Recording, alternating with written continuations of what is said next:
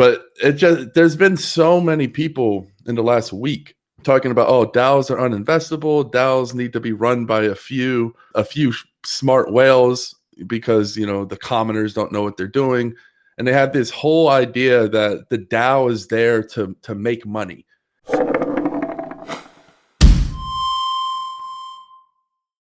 He says, if a DAO has an owner, it's not a DAO. Oh, that's a good one. That's a good one. It's like the most basic shit, right? It's like people are just realizing it, A true DAO, like on Hive, is there to support the development and infrastructure of the level 1 native. And no pre-mine, no CEO. The community votes on proposals that better the ecosystem. Weird that people think of DAOs as hedge funds these days, centralized hedge funds. Do you know? Just coming back to this, right? We first put out a tweet about this in January 2020, yeah, where we were talking about no CEO, no ICO, true Web3 is this, no owners, and then it took 6 months till other people started talking about it, and I'm sure that if we went and spoke to the biggest names in crypto today, they still wouldn't know that we've been talking about this stuff for years now. It's interesting to see other people slowly start to realize it now. And did you get a good response on that tweet? And what you want to elaborate on? I rarely get what they would say clapped back at. They never really ever respond. I would love a response. Addicted actually put it pretty elegantly. He said, it really shows how entrenched the world is within imperialism for people just to assume that communities have owners and those owners need to be regulated by even higher up owner. And that's pretty much in a nutshell where we are in crypto Web3 these days. People pretty much, when they talk about proof of stake, they automatically assume there's a CEO, an owner, and a pre-mine. They just automatically assume it, and then they attack it viciously from that angle as a blanket statement for all coin voting systems. And it's the same thing with pretty much anything nowadays. You hear DAOs, and this guy is just one. Hazu, I was actually following him. I'll continue to follow him even after this blasphemy. But there's been so many people in the last week talking about, oh, DAOs are uninvestable. DAOs need to be run by a few smart whales because, the commoners don't know what they're doing. And they have this whole idea that the DAO is there to make money. It's there as an investment tool, and therefore it needs a leader. It needs a couple of good leaders to run it. And now they're all just attacking DAOs and saying, well, if it doesn't have a good leader, or if the leader's there, it has to be accountable to the share. And they're really talking about it as if they're businesses. And they pretty much lost the essence. These words start to lose meaning. And I start to realize what an attack that really is. Because if you can't communicate clearly, it becomes very difficult to communicate. And you need to rally around terms because you can't keep reinventing terms. It gets confusing. So when you hear things like Web3 or DAO, your common person now, ordinary person getting into crypto is thinking, oh, DAO is like a hedge fund. If it's not Bitcoin, it's shitcoin because there's owner. And that's just like the default thinking because of all this unintentional marketing that these people are putting out towards it. A DAO is there as a tool to support the level 1 ecosystem. If you want to invest in a DAO, how would you invest in a Hive DAO? Well, you'd buy some Hive, right? There is no, and you wouldn't go knock on Hive DAO's door and say, "Hey, let me invest in you. We need to appoint leaders within you to make sure you're being run efficiently." And sure, it's not always a clean thing. Sometimes it's messy. Sometimes some proposals might get overfunded. I think that's 95% due to the fact that it's still new and there's just not enough competition. Once people start submitting, we actually are reinventing the DAO on layer 2 to sort of show people what can be done. When you have sort of a bidding culture where there's more people competing for jobs, that's going to make it more efficient. But no one can look me in the eyes and say, the Hive DAO has been useless. It's done nothing for Hive, right? Because that's not true. We have core developers who are being funded, marketing, we have all kinds of infrastructure that's being built, and it gives the developers here, it gives the community here sort of that nice feeling you have when you have a centralized authority. It's like somebody has our back, but in this case, it's not centralized. It's a decentralized fund, and it's sort of like, well, if I put in enough effort, maybe there's a chance I can get reimbursed from the community. Big difference though. It's not from a CEO. It's not from a corporation. It's from the community viewing what you've done. So it's just, I don't know. I just don't want to let them get away with ruining our terms and just, that if you want to call it something else. That's not not everything has to be decentralized. It could be a hybrid, or whatever. All coins do is give more access to more people. So it can be centralized and still better, because if you did this with stocks, well, in 90% of the world, you probably wouldn't even have access.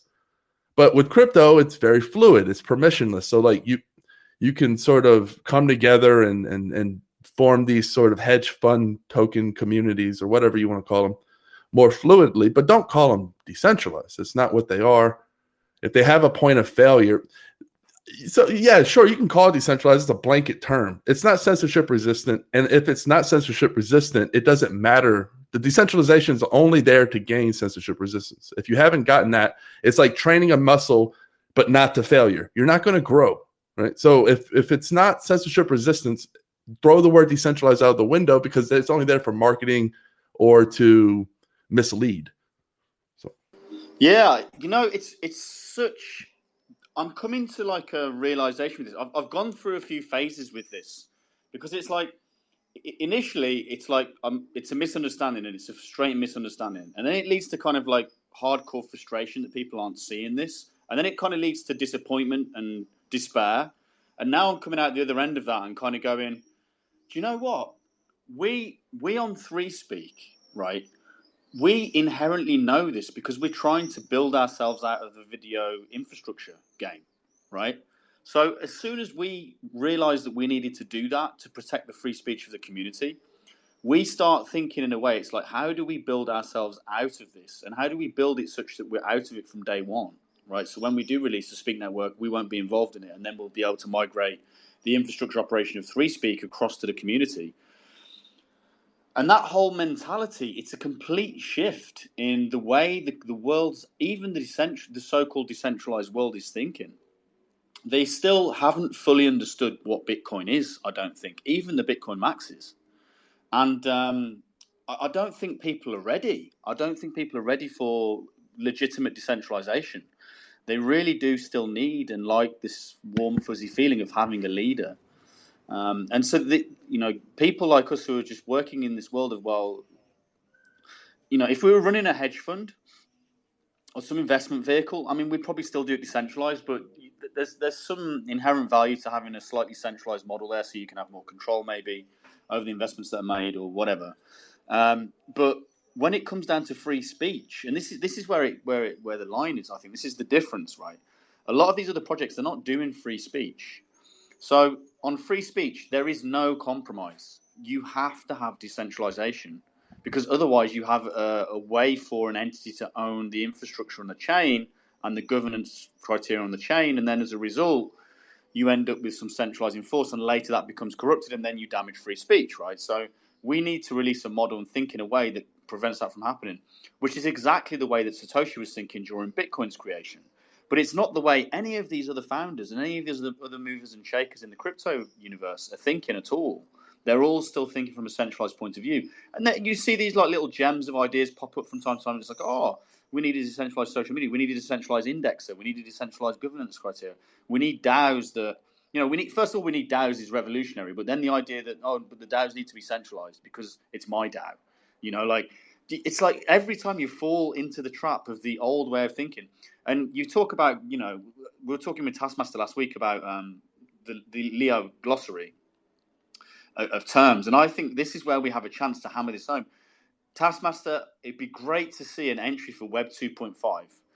We need to hammer this home that these other people, they're working on Web 2.5. It is not Web 3 because it has owners, because it's centralized, because your DAO has a way for someone to contact someone to do a deal. That is not a DAO.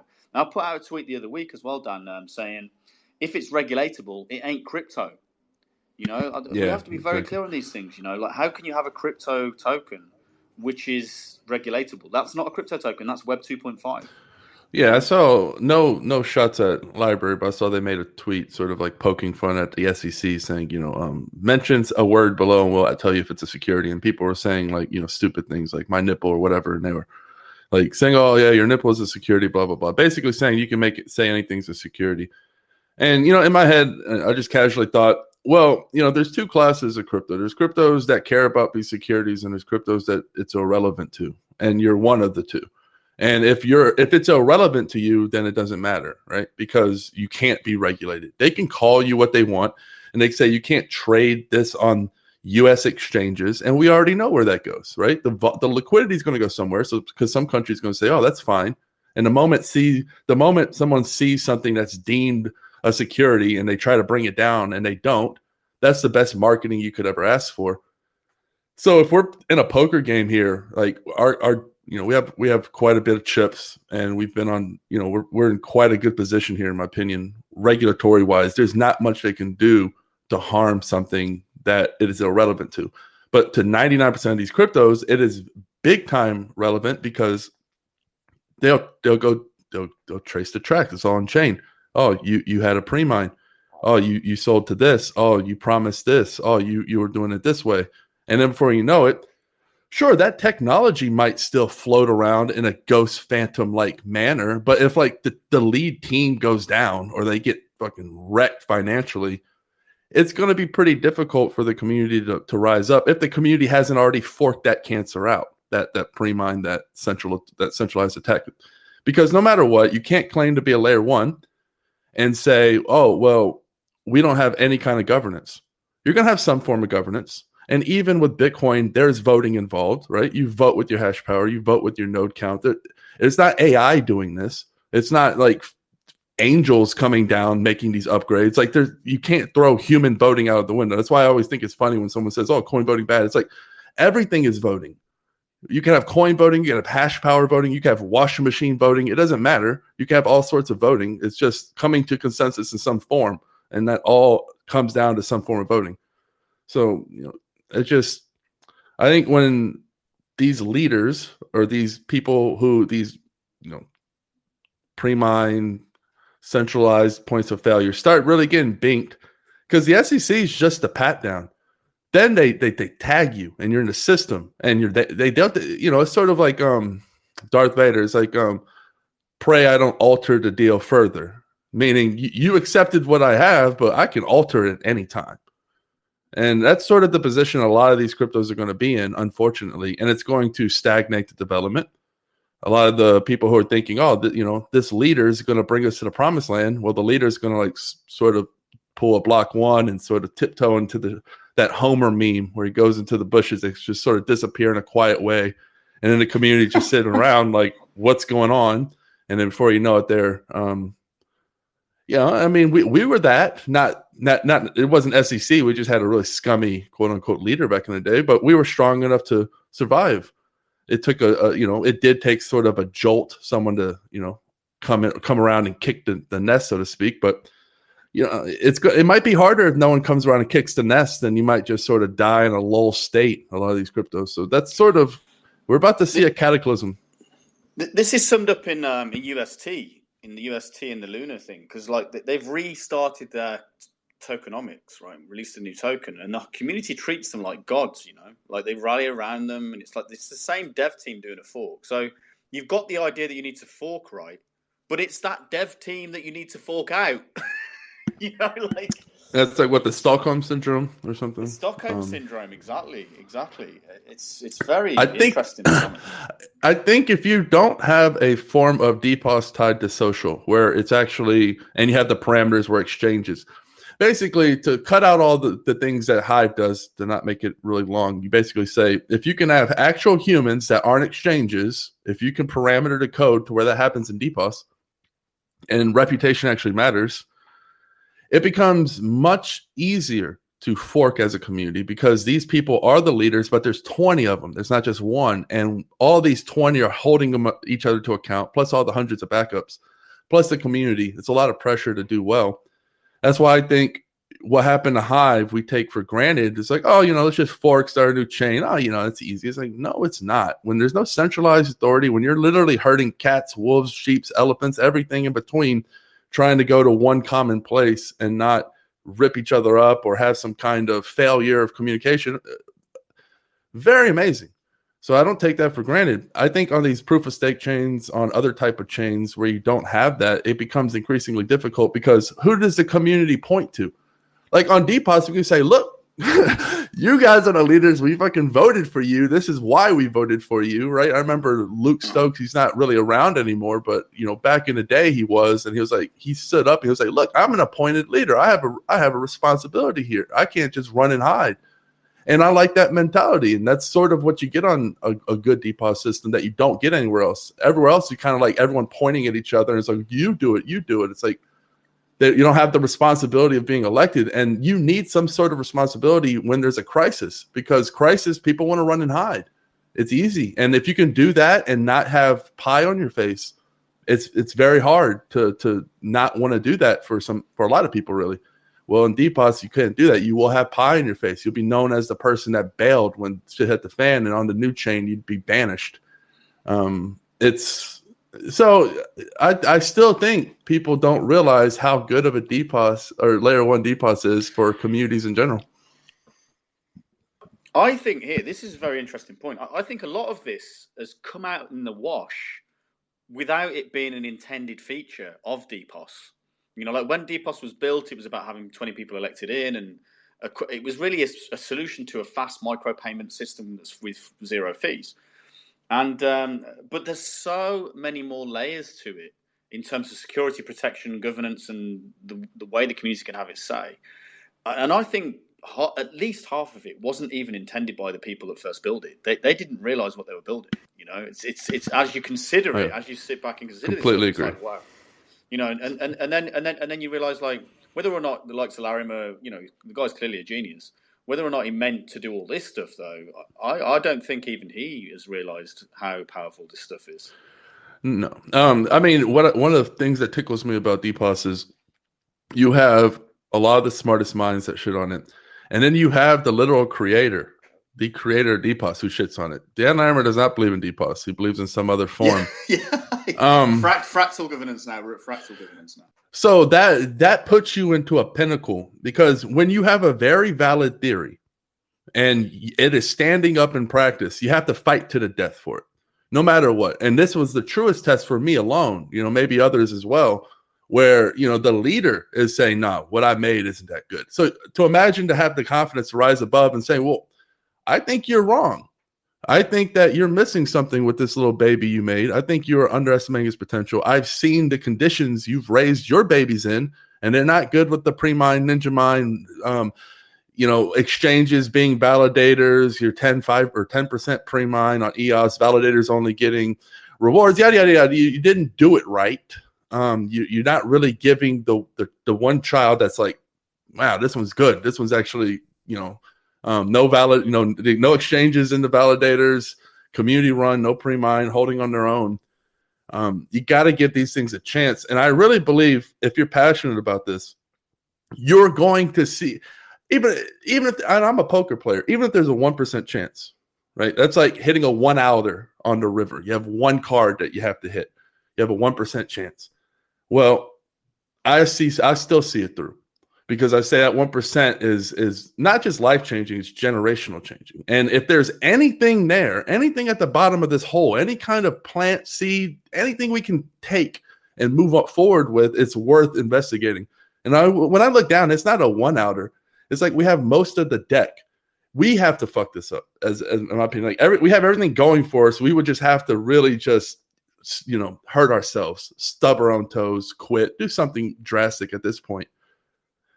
So it's a very curious environment to me, where you have these smartest minds just not seeing the practical application, and they're not putting down on paper counter arguments to the people who are putting out. I know there's not like a large majority out there screaming about how great DPoS is and defending it, right? But there are a few, and I believe, myself included, are making some pretty reasonable arguments for it, and I just haven't seen the counter arguments for it. And it's pretty weird. I don't know why. I don't know if it's intention that way. Maybe they prefer having more power, so they want to do in some I, kind of weird way where, you know, so yeah, I'm not I sure. mean, to me, like, you look at something that Larimer wrote recently. I built the code to Steam, therefore I know all the weaknesses of Hive without really knowing how much it's changed. It's ego, man. Ego is in the way, even with the likes of Larimer, right? And it's like, so you Yeah. imagine how much ego is in the way with all these other guys. And the reason I know it's ego is because even though Larimer can make those statements, he still can't sit down and practically debate anyone on Hive. He can't do. He's not got the capability to do it to expose its weaknesses because there are no weaknesses. You know, like it wins. It wins in a debate, and so I know these guys haven't. They're not considering with with good nature the way Hive's set up and the way it's evolved because their egos are getting in the way, man. Because there's money involved, there's investors, there's VCs, there's reputation, and and then on to top that, everyone's building Web 2.5. So Yeah. so the Yeah. world really isn't ready for this stuff yet. I mean, Hive really is a replacement for a lot of things. When you have a fast, very, very close to feeless base layer, that cuts out the middle people. That's, high fee layers are middle people's best friend. So just go around and look at all the chains and look at who's promoting them, who's investing in them, if there's banks, if there's all these things. And now you know why, because high fees are a middle person's best friend, because high fees are no good for the small person. But guess what? You give us your data and we'll make the fees go away. That has been the business since forever. And they're just reinventing the wheel again. So a low fee based layer, terrible. It annihilates a whole multi-trillion dollar future business here. And so I don't know. It just seems like a lot of news outlets aren't covering Hive. We're doing so much for the world. The wells are just one of many things that we've accomplished without a leader, without a CEO, without needing centralized authority. No one need to tell us, hey, you should be good humans and help people. Like, this is what you get when you get humans that come together in a community that voluntarily, and you just have cool shit happen. And a lot of it goes under the radar. I'm at the point where it's like, I don't really give a shit, but it's interesting to me. I find it interesting. I'm not telling anyone, hey, cover us. You're bad people. Do what you do. It's a free market. If you think, if you still aren't convinced after listening to even 30 minutes of me and Matt talk about Hive, then so be it. People have their own views. But I do find it very odd and very interesting. And if I had to just come as an alien and not know what's going on and been read the facts, I would say, yeah, it seems like they're suppressing Hive for some reason. Um, so Either suppressing or the incentives don't align because in the world of ego, hubris, financial incentives, VCs that dump it on communities, raising millions of dollars, it doesn't align in any way with what Hive is. There's very little those people would look over and see and say, you know what, I could do a deal here because mhm. I've got, first of all, I've got someone to call, and secondly, I can find a way to make myself a good financial investment in this to manipulate the price higher. Like, it's completely different set of alignments. We're not building to make money. We're building to make technology. And Yeah. then, we've got a mechanism in the token that makes the token price go up based on holders of last resort that use the technology. But yeah, it's definitely a misalignment of views. I think, but here's the Mm-hmm. thing: the world's moving to a place where they're going to be forced towards this type of technology because one after the other, these other chains are going to come into regulation, and they won't get shut down. I think what's going to happen is they're going to get approached by the SEC, and the SEC is going to say, "Well, we'll let you pay a small fine. We'll put it in the news, $5 million, yeah." And but then the deal is we'll leave you alone as long as you shut up. And Mm-hmm. that's it. It's like they'll say, yeah, oh, that sounds a really good deal. We'll do that. And off they go. Off they'll go. We can't compromise with that with the free speech system. So it's one of the things driving what we're doing as a higher priority than making our chain survive or making it so that we can deal with the SEC or making it so we can bring in VC capital and sell our souls, basically. Like, no, that's not what we're doing. We're here to secure free speech first and foremost, and then the chain probably comes second after that because of the principles. And the VCs are a low 15th or 20th priority. Like, I Yeah. mean, in some ways that's unfortunate, but you have to have that foundation. It's a must. The foundation is no compromise, and then after that, you can focus on things like bringing VCs in, as an individual member of the community.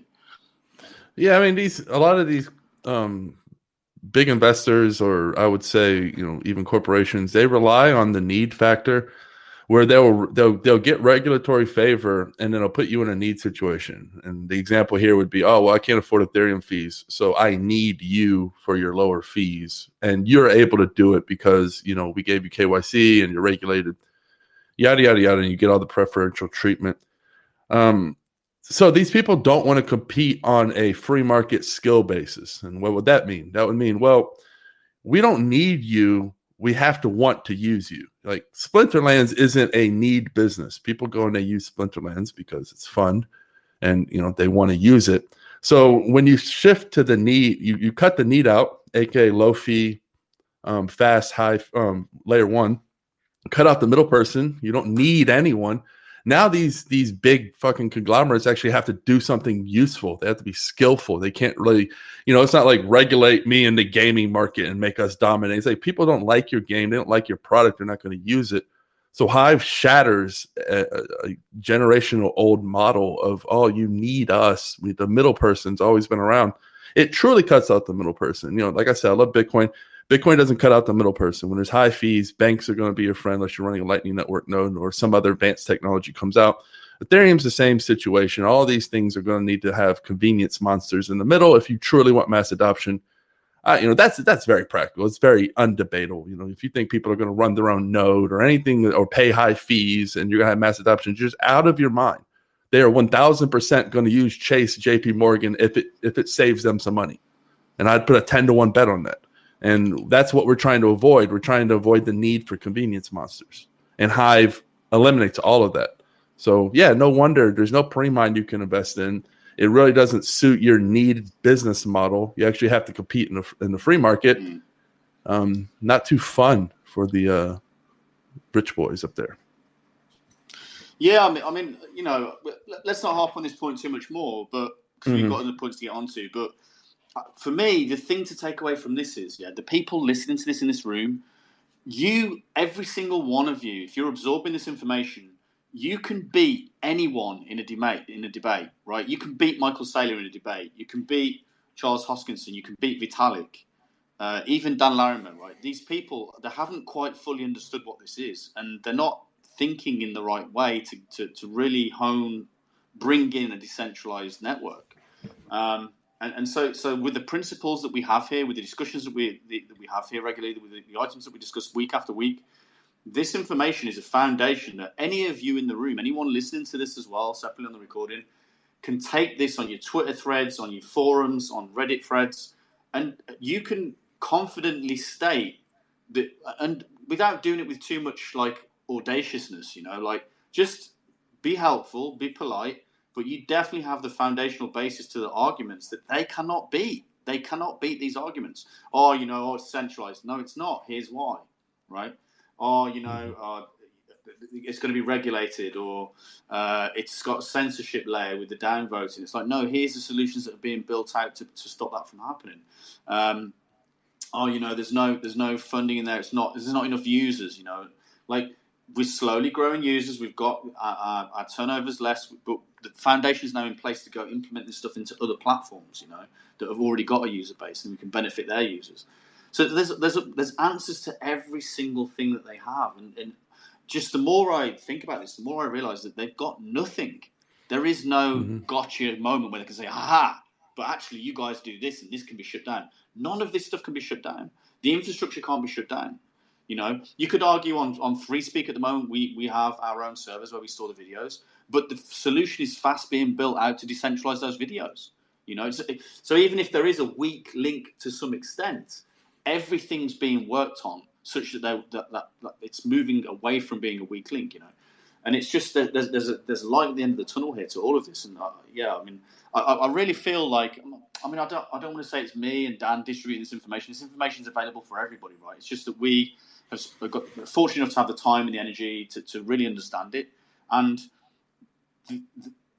this is the solution. And you guys in this room, in my opinion, are privileged in that you can absorb this information, experiment, we can think about it, take the time to develop it and articulate it, and then go help other people to understand what real decentralization is.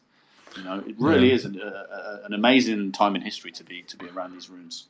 Just to spit out I guess like a one sentencer for it, you can just say, look, you need DPoS where there are community validators, no exchanges are unvalidators. That pretty much sums up, 40 minutes of just straight talk to explain how you get there. If you can get that result, you've done something right. I don't care what it was. You did something right. The food tastes good, so to speak. I don't need to know how it's made. So if you get there, great. But it's very, very important to realize that DPoS is actually far superior to many of the options that are out there where these critics are saying, proof of stake's better, this is better, that's better. A lot of them do not have the combination of the fast feeless plus community validator combo with DPoS. So I just find it interesting because DPoS never really, we never came out attacking anybody. We were just kind of doing our own thing. And then people just kept throwing tomatoes at the back of our head. And why do you and it's like your option is so shitty. It's so much. It's like DPoS is so much more superior than what you're trying to tell us to switch to. So I find it interesting that you have an inferior product that you're trying to then bastardize us when we were just being peaceful. But if you really break it down, DPoS is superior to proof of stake. I believe I believe proof of work is sort of its own animal. But if you're talking about any coin voting system, delegated proof of stake is far superior, in my opinion.